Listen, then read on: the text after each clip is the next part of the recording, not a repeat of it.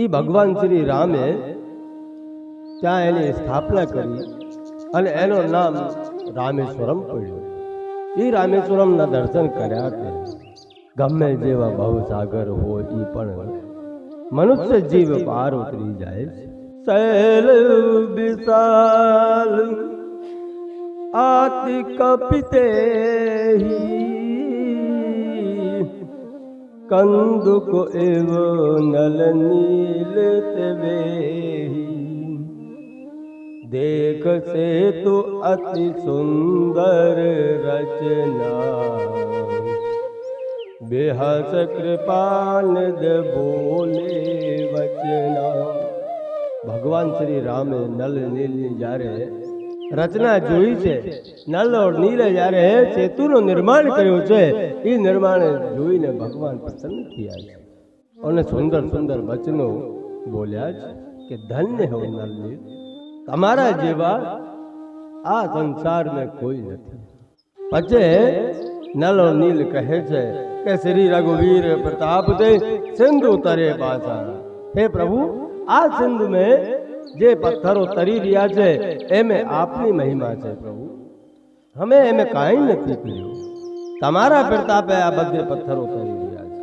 તે મતિ મંદ જે રામ તજે ભજે જાય પ્રભુ આ. કે પ્રભુ, આવા તો જીવો કેટલા છે જે તમને છોડીને બીજાને ભજી રહ્યા છે. આ સૃષ્ટિની અંદર મુખ્ય ચીજને ભૂલીને જો માયાવી ચીજોને અંદર પડી ગયા એ કેવા. એટલે પ્રભુ જે કઈ રચના રચી એ તમારા પ્રતાપે રચાવવામાં આવી છે પ્રભુ. ભગવાન રામ દલવલને સાથે લંકામાં ચઢાઈ કરે છે. લંકાને તીરે આવીને રામ ભગવાન ઉતર્યા. ત્યાં મંદોદરી સુનિયો પ્રભુ આએ કોત કहीं પાથોદ બંધાય.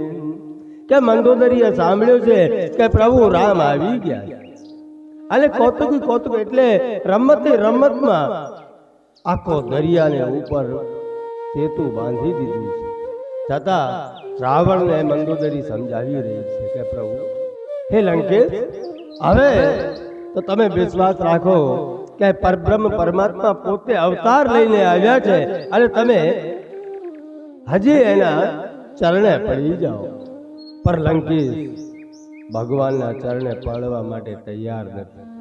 અંદર તે બીક છે, પણ જો બધી રાક્ષસોને બીકને દેખાડે તો બધાના મનોબળ તૂટી જાય. એટલે દક્ષિણ દિશામાં જે મહેલ છે ત્યાં રાવણ રાત્રિનો સમય છે અને રાત્રિનો સમય અપ્સરાઓને નાચ ગાન કરાવી રહ્યા છે. એટલા મેં વિભીષણને નજર પડ્યું કે દક્ષિણ દિશાની અંદર કોક વીજળીનો ચમકારો થાય છે. દેખું વિભીષણ દક્ષિણ દાસા ઘન ગમંડ દામન વિલાસા મધુર મધુર ગરજઈ ધન ઘોરા હાઈ વસ્તી જન ઉપલ કઠોરા. કે જ્યારે દક્ષિણ દિશામાં જોયો છે કે વીજળીનો ચમકારો થઈ રહ્યા છે, વિભીષણને પૂછવામાં આવે છે કે વિભીષણ, આ બાજુ કેમ વાદળાઓ થાય છે, કેમ ચમકારાઓ થાય છે? મને એવું લાગે છે કે આ બાજુ કોઈ ઘનઘોર વરસાદ થઈ રહી હોય. પણ વિભીષણજી કહે છે કે મહારાજ, આ વીજળીના વાદળો ઘટા નથી, આ તો લંકાના શિખર ઉપર આવેલા રાવણનો નાચગાનનો અખાડો છે, જ્યાં અત્યારે રાવણ મસ્તક પર વાદળોની આડંબર જેવું વિશાળકાય કાળું છત્ર છે અને જે વીજળીનો ચમકારો થાય છે એ મંદોદરીના કુંડળોનો થાય છે. ત્યાં મૃદંગો બાજી રહ્યા છે, મધુર ગર્જના થઈ રહી છે. એ કોઈ વાદળોની ગર્જના નથી પ્રભુ. છત્ર મુકુટ તાંટક તબ હાથે એકઈ બાન सबके देखत मही परे मरम न को जान। बस प्रभुए ત્યાં બેઠે બેઠે એક વાન જોડ્યો છે, એમે રાવણનો છત્ર પડી ગયો છે, મુકુટ પડી ગયો છે, જેમ વીજળીના ચમકારે છે બધું થયો હોય કોઈને ખબર પણ નથી પડી કે આ કેવી રીતે પડ્યા ભગવાન। હવે તમે વિચાર કરો કે પ્રભુના એક જ વાણથી કેટલા કામ થયા, કા રાવણને ન મારી શકતા હતા? મારી શકતા હતા। રાવણનો છત્ર પડી ગયો, રાવણનો મુકુટ પડી ગયો, અને મંદોદરીને કાનના જે કુંડળો હતા એ હોતી પડી ગયા। ખાલી ભગવાને એક જ બાણ માર્યો। હજી પણ સમજાવે છે કે ભાઈ સમય છે, ચેતી જાજો। આ સમય ઉપર જો તમે નહીં જાગો ને તો વિનાશ નજીક છે।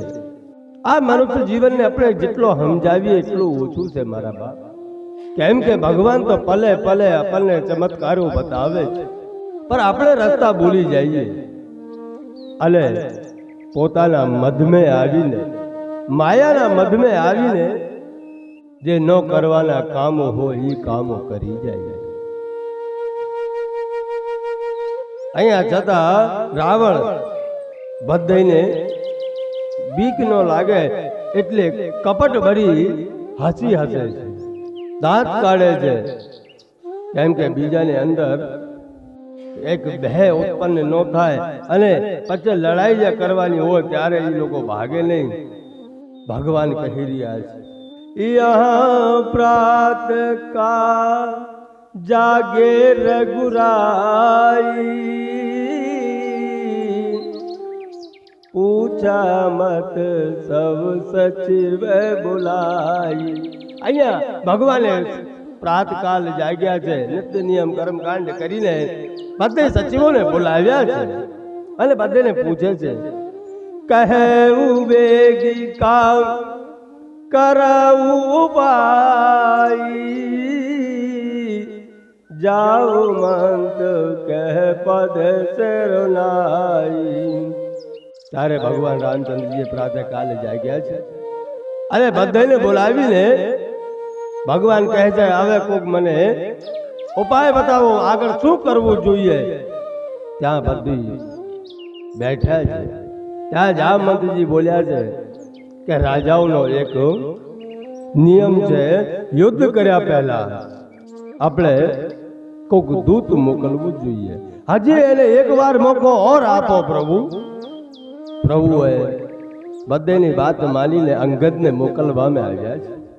અંગદ રાવણના દરબારમાં ગયા છે, અનેકો પ્રકારથી રાવણને સમજાવવામાં આવ્યા પણ રાવણ સમજ્યા નહીં। છેલ્લે અંગદે પ્રભુનું નામ લઈને ત્યાં એક શરત મૂકી દીધી છે કે રાવણ, અગર તારે હજી પણ ન સમજવું હોય તો આ યુદ્ધને બંધ રાખવાનો એક જ ઉદ્દેશ્ય છે કે તમે તમારી સભામાં કોઈ પણ એવો વીર હો જે મારા પગને ઊંચો કરી દે તો હું ભગવાન રામની તરફથી હાર માની લઉં છું।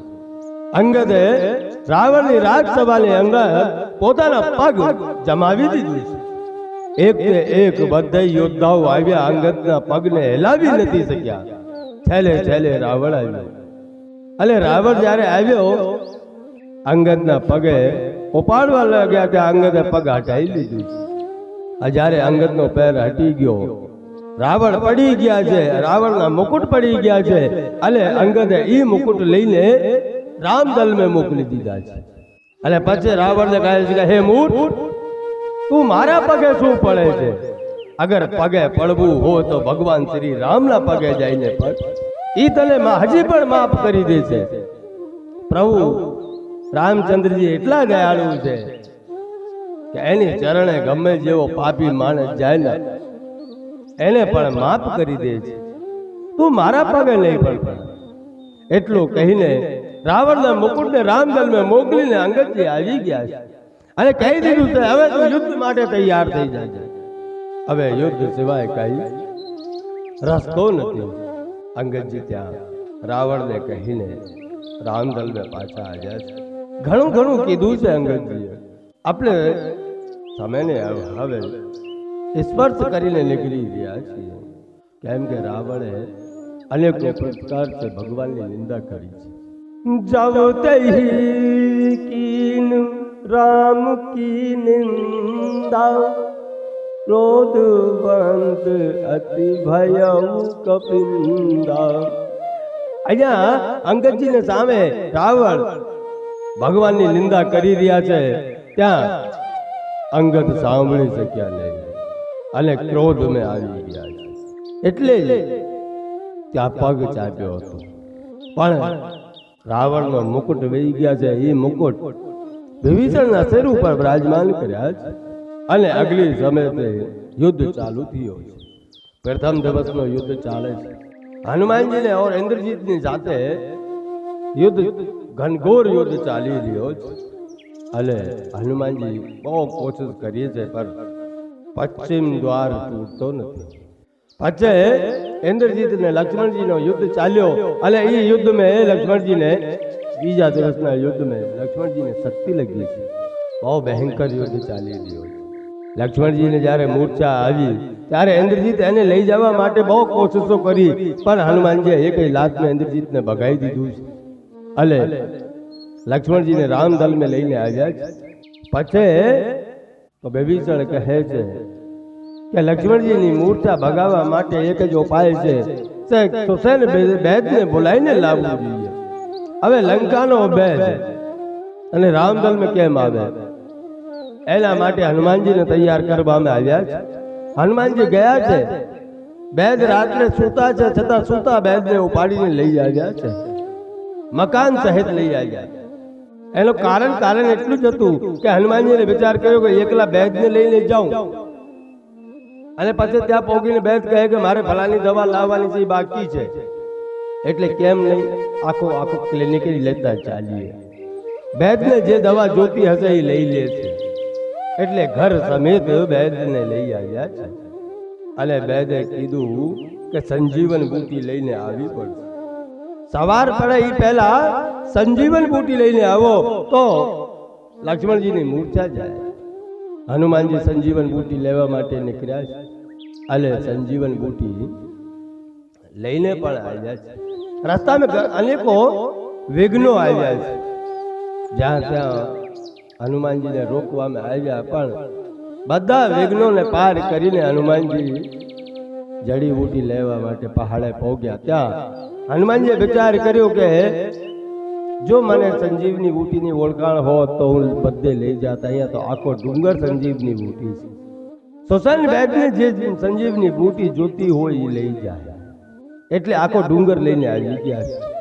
સવાર પડી એ પહેલા સંજીવની બુટી લઈને રામદલમાં મૂકી લક્ષ્મણજીની મૂર્છા ગઈ. વહાં રામ લક્ષ્મણ નિહારી બોલે વચન મનુજ અનુસારી. अर्घ रात गई कभी नहीं काऊ, राम उठाई अनुज और लाऊ. કે ભગવાન શ્રી રામે લક્ષ્મણને પોતાના ખોળામાં માથો મૂકીને બિલાપ કરી રહ્યા છે. એટલા મેં જ્યારે બિલાપ કરી રહ્યા તો શોકાકુલ માહોલ છે, ત્યાં હનુમાનજી સંજીવની બુટી લઈને આવ્યા છે. હરત રામ ભેટ્યું હનુમાન अति कृतज्ञ प्रभु परम सुजाना. तुरत भेद तब कीन उपाई, उठ बैठे लक्ष्मण हर साई. ई संजीवनी बूटी આવી, ભગવાને હનુમાનજીને ગળે લગાવ્યો અને બેદને તરત સંજીવની બૂટી લઈને લક્ષ્મણજીનો ઉપાય કર્યો છે, ઉપચાર કર્યો છે. લક્ષ્મણજી બેઠા થઈ ગયા છે. જ્યારે રાવણને સમાચાર મળ્યા કે લક્ષ્મણને હનુમાને મૂર્છાથી બહાર કાઢ્યા છે, એટલે રાવણ સીધો કુંભકર્ણને ત્યાં ગયા છે. સુનદત કંદર બચન તબ कुंभकर्ण बिलखान. जगदम्बा हर आन अवु सट चाहत कल्याण। ત્યારે રાવણ વિભીષણ કુંભકર્ણ ને પાસે ગયા છે અને કુંભકર્ણ ને કીધું કે હવે જાગ અને યુદ્ધ માટે તૈયાર થા। કુંભકર્ણ કહે કે ભાઈ યુદ્ધ કોને જોડે થઈ રહ્યો છે, કેવી રીતે થઈ રહ્યો છે? ત્યારે રાવણે કીધું કે હું સીતાનું હરણ કરીને લાવ્યો છું, રામ દ્વારે ઉભ્યો છે। ત્યાં કુંભકર્ણે કીધું ઓહો, માતા જગદંબાને હરણ કરીને લાવી અને હવે કહે છે કે મારું કલ્યાણ થઈ જાય। હે સઠ, હરણ કર્યા પહેલે તું મને જગાડી ન શકે? અગર તારે અપહરણ કરવું તું તો પહેલે મને જગાડીને પૂછી લેવું તું। ત્યાં રાવણે અનેકો વચનો કીધા છે કે યુદ્ધને મેદાનમાં ઉભ્યા છીએ અને આપણે જ્ઞાનીની વાતો કરીએ ત્યાં આપણે સોવતા નથી। અત્યારે યુદ્ધ આપણે દરવાજે આવીને ઉભ્યા છે, હવે કાંઈ થઈ નથી શકતો। જો તું યુદ્ધને ન જાય તો કાંઈ નહીં, હું મારી રીતે લડી લેતું। તારે જીવનમાં સોવું છે એટલે તું સૂતો રહે। જ્યારે એટલો કીધું ત્યારે કુંભકર્ણે કીધું કે નહીં ભાઈ, હવે દુઃખી થવાથી કાંઈ થાય નહીં, લા હું જાઉં। ત્યાં કુંભકર્ણ ગયા છે અને વીજળી પડે એવી ગર્જના કરીને કેમ વિશાલ કાય શરીર છે, રામદલને હાહાકાર મચાવી દીધું છે। આ કુંભકર્ણ જેવા વીર યોદ્ધા આવ્યા છે। કુંભકર્ણને પાસે વિભીષણ જાય છે, ભાઈ છે, ભાઈને પાસે એકવાર જઈને મળવું તો પડશે। અને કુંભકર્ણને વિભીષણ મળ્યા અને કુંભકર્ણે પૂછ્યું ભાઈ તું અહીંયા કેમ? ત્યારે વિભીષણે કીધું હું પ્રભુ શ્રી રામના ચરણમાં આવી ગયો છું, મને ભાઈએ લાત મારીને કાઢી મૂક્યો હતો, ઘણો મેં સમજાવ્યો પર ભાઈ માન્યા ને, એટલે છેલ્લે તો મેં પ્રભુના ચરણ પકડ્યા છે। કુંભકર્ણ કે ભાઈ તે તારો કલ્યાણ કરી લીધું, હવે બહુ મોડો થઈ ગયો છે એટલે હું વળી શકતો નથી, એટલે હવે મારે યુદ્ધ કરવું છે। અનેકો પ્રકારથી યુદ્ધ ચાલ્યો છે।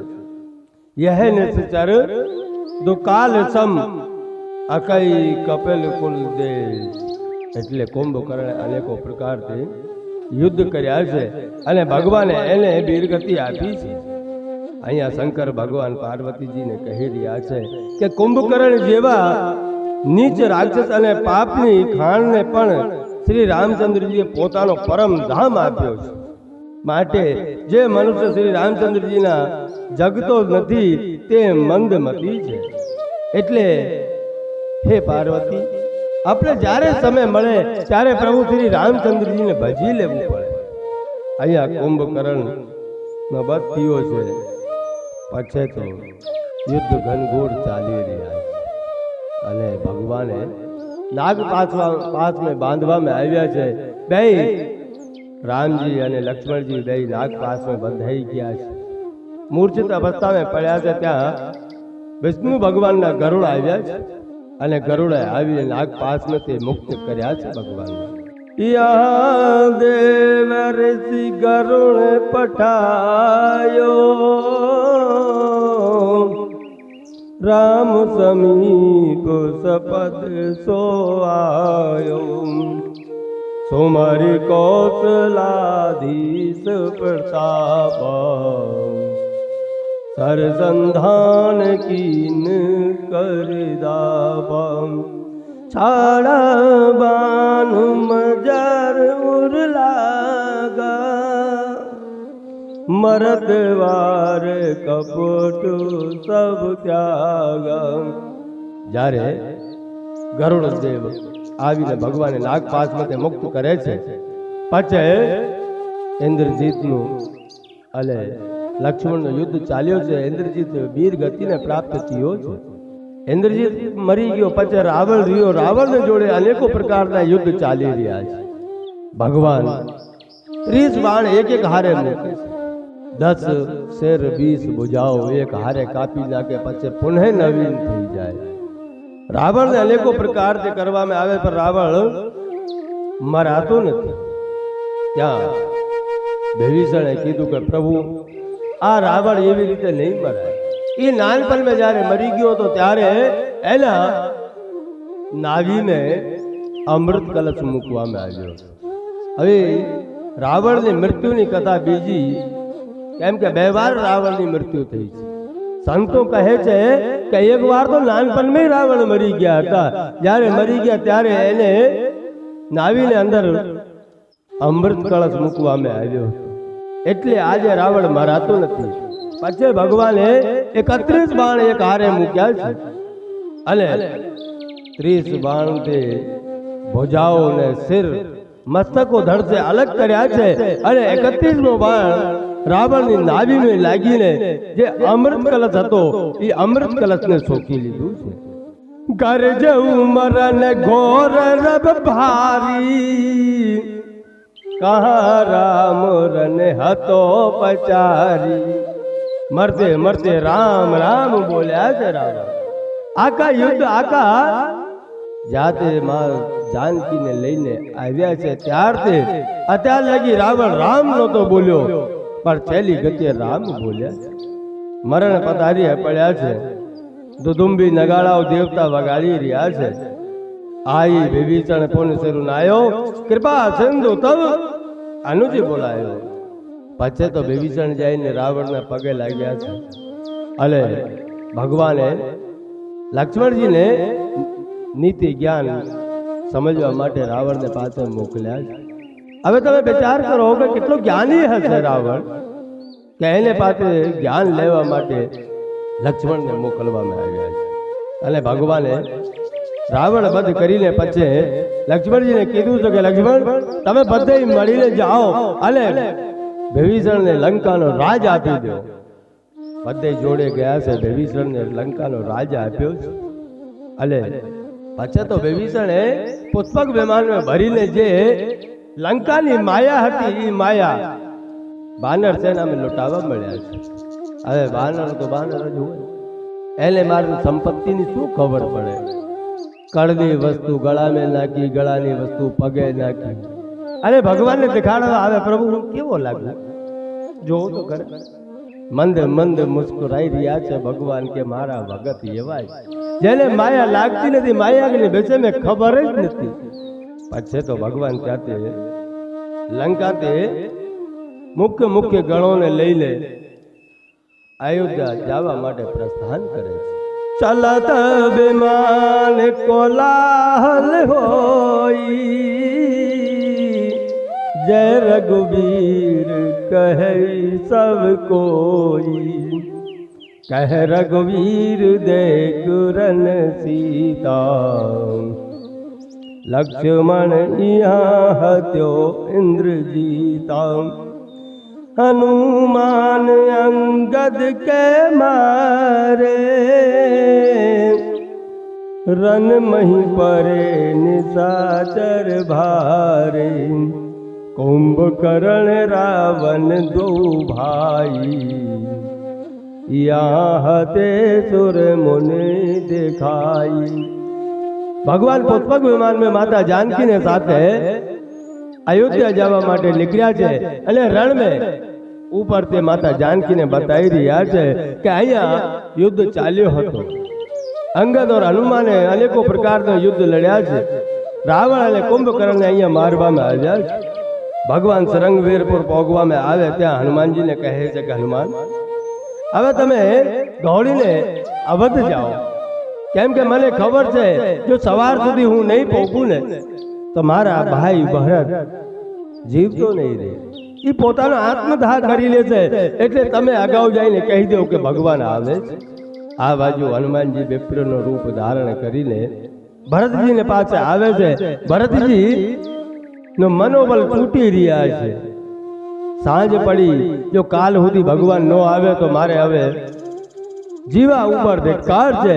એટલે ભરત ભાઈ ચિતા તૈયાર કરી રહ્યા છે. ત્યાં હનુમાનજી આવ્યા અને હનુમાનજીએ પ્રણામ કરીને કીધું છે કે પ્રભુ આવી રહ્યા છે. ભરત ભૈયા તમે ચિંતા કરો માં, પ્રભુ હવે આવી રહ્યા છે, એ રસ્તામાં છે. ત્યાં એટલું સાંભળ્યું છે, ત્યાં તો આખી અયોધ્યામાં જય જયકારનો નાદ ગૂંજ્યો કે ઢાઈ ધરે ગુરુ ચરણ સરોરુ, अनुज सहित अति पुलक तनोरु. કે બધી મેં આનંદ છવાઈ ગયો છે, પ્રેમા તો થયા છે, આખી અયોધ્યા નાચ ગાન કરવા મળી છે, અયોધ્યામાં દિવાળીનો માહોલ સર્જાઈ ગયો છે। પછી તો ભગવાન આવ્યા અને ભરતજીએ કીધું પ્રભુ હવે તમે તમારી રાજગાદી સંભાળો પ્રભુ। ત્યાં ગુરુજીએ ભગવાનનો રાજ તિલક કર્યો છે। प्रथम तिलक वशिष्ठ मुनि कीना, पुन सब बेप्र आयसुदीना, सुत बिलोक हर सी महतारी,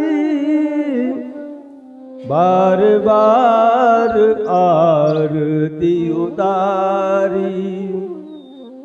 કાકોસરજી કહે છે કે પ્રથમ તલક વશિષ્ઠ મુનિ કીના, કે પહેલો તલક ગુરુજીએ કીધું કર્યો છે અને પછી બારા પડતી બધી કર્યા છે। અને માતાઓ છે એ માતાઓ હર્ષાઈ ગઈ છે, બાર ભગવાનની આરતીઓ કરી રહી છે। આ રામ રાજની સ્થાપના થઈ છે।